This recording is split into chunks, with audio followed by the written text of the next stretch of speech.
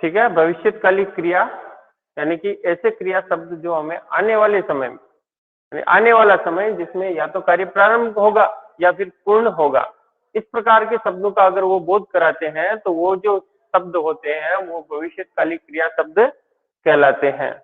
जैसे उदाहरण देखो, रमेश कल जयपुर जाएगा। दूसरा उदाहरण देखो,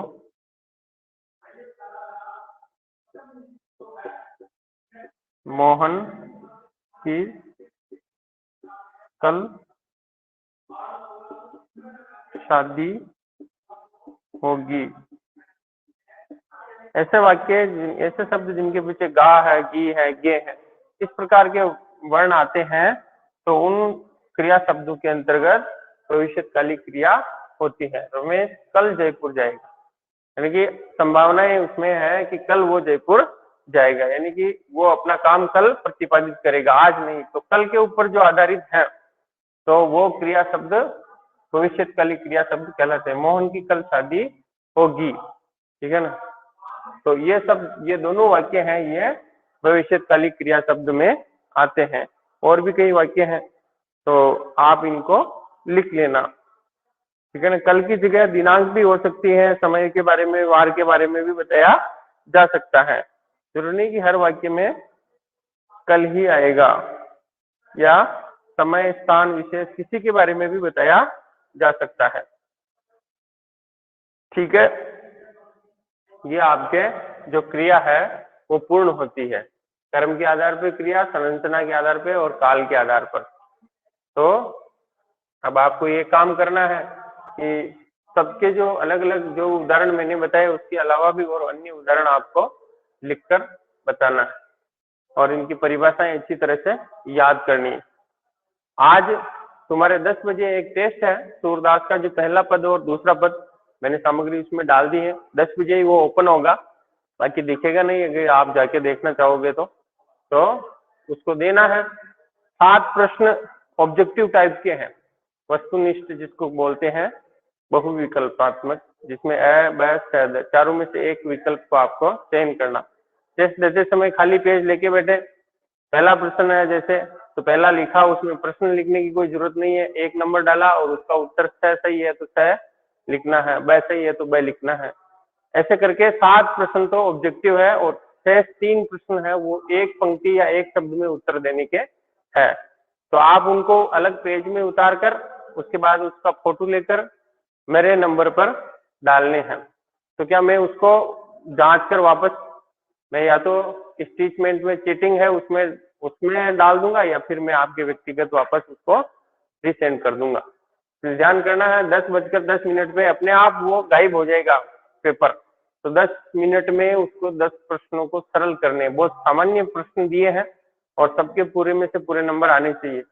ईमानदारी से टेस्ट देना, ये नहीं किताब खोल के बैठ गए, मैंने व्याख्या लिखी उसको देखने लग गए, पढ़ के उत्तर दे रहे तो कोई मतलब नहीं। यानी अपने पैरों पर कुल्हाड़ी आप ही मार रहे हो। या ऑनलाइन कक्षा चलती तो हमें पता चल जाता, मगर आप घर पे हो तो ईमानदारी से अपने मन से उनके उत्तर देना। गलत होगा तो मैं कोई वहां चाटा मारने नहीं आऊंगा या कोई आपको पनिशमेंट देने नहीं आऊंगा।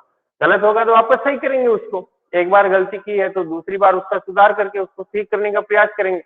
परंतु ये नहीं हो कि आपने पूरे के पूरे उत्तर देख लिए और सीधा प्रश्न पत्र मेरे भेजना।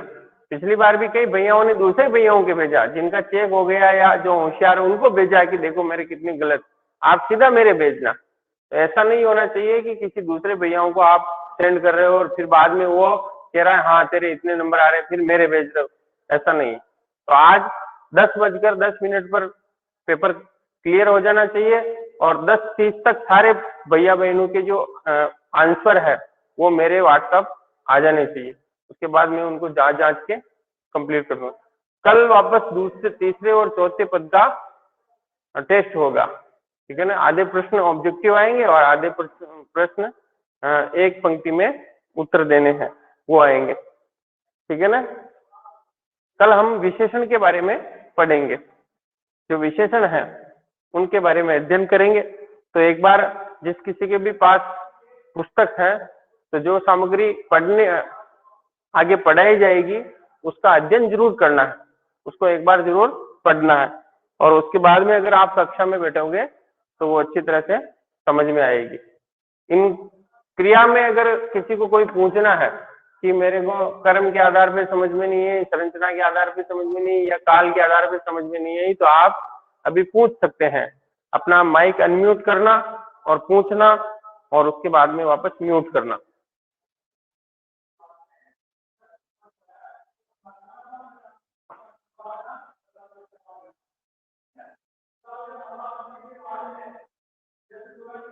बोलिए, सब समझ में आ गया? इसका मतलब सब होशियार हो।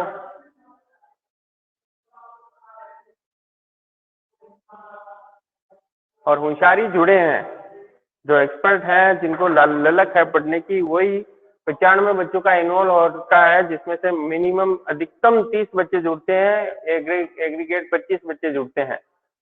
तो वो 25 ही होशियार है, बाकी वो डीटे राम है जो इन्वॉल्व तो कर दिया उन्होंने, मगर फोन लेके दूसरी चीजें देखते हैं, फिर क्या उनकी कक्षा में भी बराबर धुलाई होती रहती है। तो मान लो ऐसे कोई भैया संपर्क में है जिसने इन्वॉल्व कर रखा है और वो क्लास से नहीं जुड़े हैं, तो उसका नाम और उसकी कक्षा और उसका विद्यालय, ये नंबर मेरे को आप सेंड करेंगे, तो मैं उनके प्रधानाचार्य जी से बात करके उस भैया का कोई समस्या है तो उसका समाधान का प्रयास करेंगे। ठीक है, समझ में आ गया ये?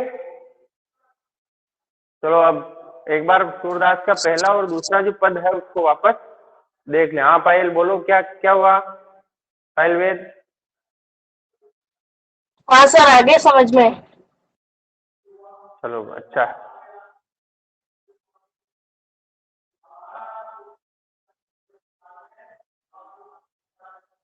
तेजस्विनी, ये क्लास होने के बाद मेरे एक बार फोन करेगी, और फोन 10 बजे टेस्ट देने के बाद करना, क्योंकि इसके तुरंत बाद मेरी क्लास है, मैं कुछ जानकारी करनी है तेरे से, है ना? हाँ। ठीक है।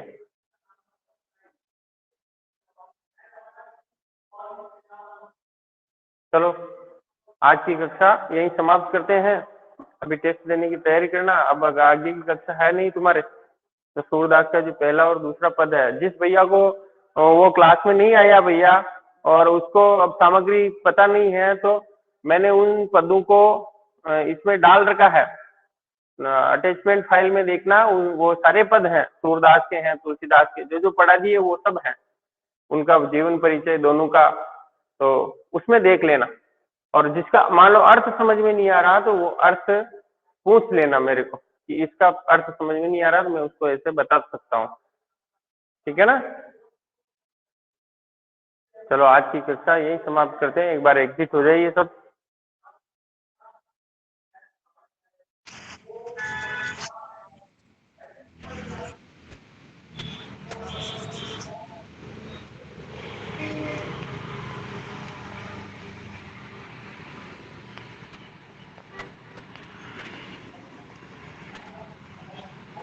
धनराज एग्जिट हो, सुमन साहू, ईशान खान, तीनों जुड़े हुए हो, एग्जिट हो।